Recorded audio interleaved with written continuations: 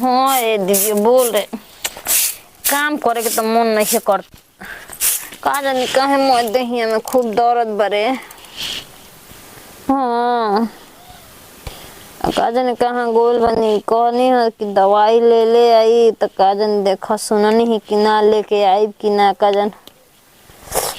हाँ कहनी है ना रे अब बक जानत नहीं खू बुढ़िया से हम ना मांगी न रे अपने कह देबे एक दिन खाली ना तनी दवाई लिया तो खाली कि रोज बीमारे पड़ेलू रोज हये हाउ होखत रहेला वैसे हम ना मांगी ना वैसे कहने इनका ले मांग ले ठीक बा लेकिन उनका ले ना हम मांगी ना कहने की न लेके आइल भने कू लेके आइल बड़ी हैं के बतियो तरे दीदी है और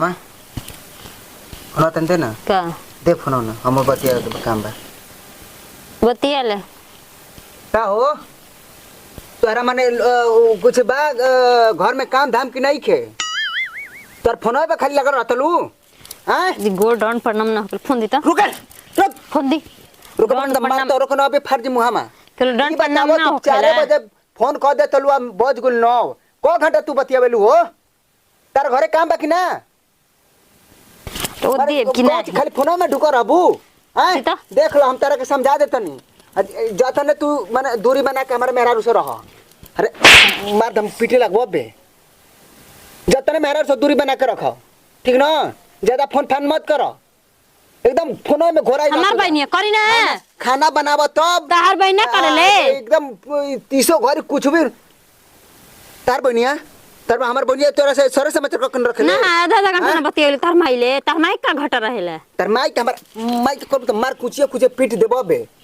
हैं तो तू 4 बजे का हो 4 बजे का फोन करके तार माने काम नहीं के काजी मा हां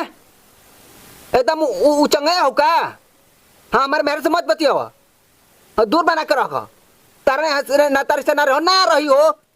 हां आ फोन मत करी हो फोन पे खाली एकदम दिनों राती 4 बजे भोरे से एकदम हो जाता तारे 10-11 रात बज जाता है ये कौन बात कही हो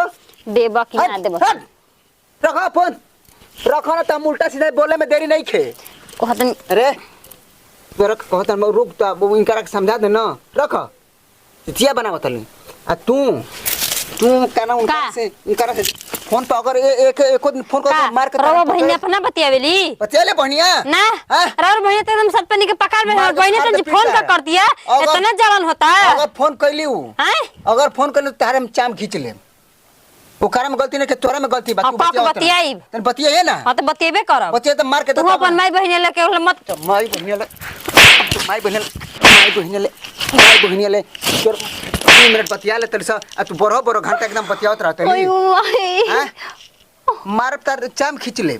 आज का बात बतिया दलू तो बतियाई में दोगला देखा तन कौन हमरा के रोकता बतियाई हो तो ना बते लेकिन और बतियाई है ना हां तो बतियाई देखा तन कौन हमरा के रोक दे बतियाबे हां तो बतियाई तोरा माई बहनी देखा तन कैसे फोन कर दली सन ना वो घर बता देनी तो फिर से बात का हमार बहनिया 12 घंटा बतियात रस्तो हैं हमार बहने का रात भर बतियाते दिन भर बतियाती है 2 महीना दिन हो गेल साला मार बर्दाश्त ना होत रहा अच्छा लगले रह फोनवे पर कोनो भताले बतियाते अपन बहने ने बतियाता भतार से ओतना बतिया हां अपन बहने ने बतियाता नहीं हां के बतियाबे के काहे ना बतियाई ना बतियाई काम धाम आ देखो तनी कौन हमरा के रोक दे देखी है हां तो देख ली है ओई दिन हो जाई तो तोरा बहने फोन कर तो अपना ओ जगह जैसे बतिया ओकर से खूब बैठ के ठीक ना तर लोला हम कुछ दे